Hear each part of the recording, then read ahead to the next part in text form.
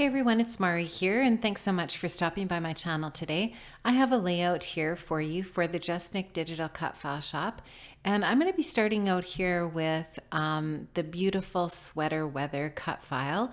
And what I did was I just cut that on some basil marshmallow cardstock, some pretty heavy cardstock. I thought I might want to do a little bit of mixed media on this paper, and so that was the reason why I cut it from a heavier cardstock. So you can just see that I'm just peeling that off my mat. I've got a pretty new mat right now and it's pretty sticky. So just taking that off there and getting my spatula out and peeling those little pieces off. So I'm mostly going to use the leaves and the arrow and the word fall from this cut file.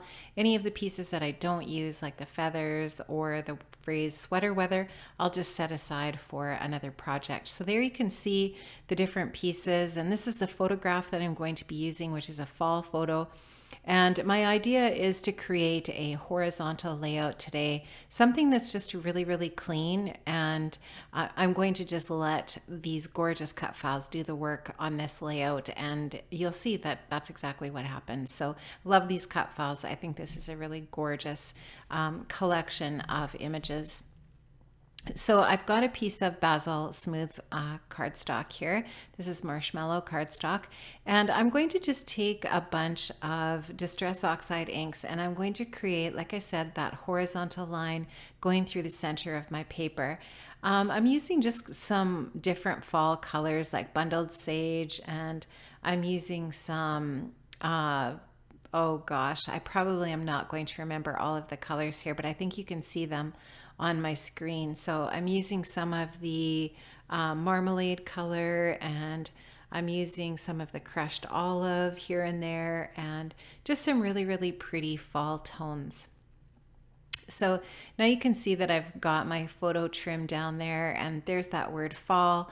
And I was thinking about maybe just leaving the leaves white, but I don't leave the leaves white. I leave some of the cut files white, but not all of them. So I'm going to actually use some Distress ink on some of these different pieces here as well. So I just used those Distress ink brushes just to get some of that ink down on my paper. And now I'm just going and I'm placing some of the pieces down just to kind of get a visual of where I want to place things. Now I'm taking a stencil from the Crafter's Workshop that has leaves on it, and I'm just going to brush some of the different inks through the stencil just to create a little bit of color on the background in a pattern. I think this is carved pumpkin, maybe this brighter orange, and you can just see that that's just going to leave a really subtle impression of leaves on the background. I didn't want it to be too dark. I just wanted it to be just an impression of the leaf stencil there.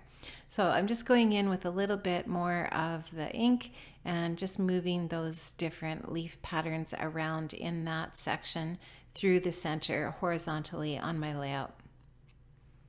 So I'm just going to do, just like I said, some really subtle stenciling here. And now I'm just going to take my Distress water spritzer, and I'm going to just spritz a little bit of water on there and then pick it up with my paper towel, and that's just going to create that really distressed look with that ink, which I love. I love how that looks. I think it just looks really interesting, and it definitely adds just a little bit more detail to the layout. So I'm liking how that's looking, and now I'm just once again going back and I'm placing my photo down there and checking out where I want that to be. I am going to show you how I put that oxide ink on one of the leaves, and I actually took a couple of the leaves and I did some stamping on them. I thought I had recorded that process, but I went to try to find the footage and I apparently don't have it. So all I did though with two of the leaves is I just stamped on top of them with a kind of like a distress stamp, and just to put a little bit of texture on there. And the stamp I use just has a little bit of text and some images on it.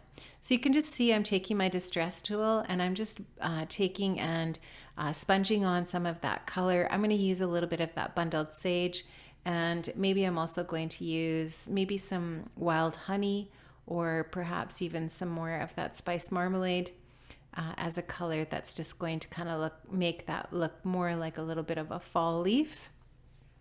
And I love how this looks, and I'm really glad that I used that heavier cardstock because it just really took the distress ink nicely, and it was super easy to apply that to the leaf cut.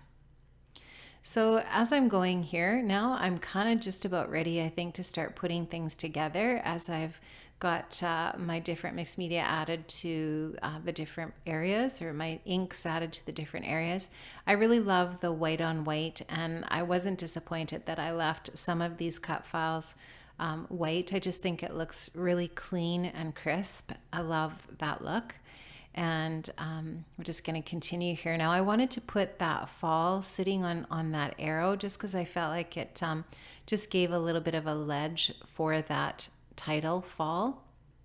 And I'm going to just use a little bit of foam adhesive on my photo here just to pop it up a little bit and give it a little bit of dimension off of the layout.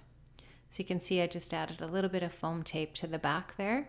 And then I'm just going to take my liquid adhesive and add some glue below all of those different little cut file pieces. So I'm just going to go in with my fine line bottle and add that adhesive there. I just really like using really strong liquid adhesive when I've got any kind of inks or paints or anything on my layout. I just find that it just ensures that nothing is going to fall off. I'm just going to lift up the edges of those leaves and so on. And I actually will bend the edges of those leaves up a little bit anyways, just to give them a little bit more dimension on the layout as well. So I'm just adding in another one of those distressed leaves. And I love the size of the word fall as well. I think it's just really cool that it's large like that and pretty dominant. Just going to take a little bit of foam adhesive and add that to the back of the word fall just to give that a little bit of pop up off of the layout as well.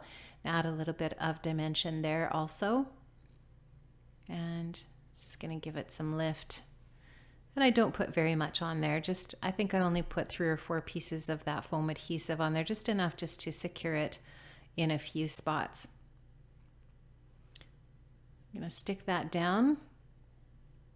And I'm going to just add a few other little bits and pieces here. I think I'm going to add some glitter sequins, and I'm going to add some more little leaves to the layout that I cut from vellum. So you'll see that coming up here in a second.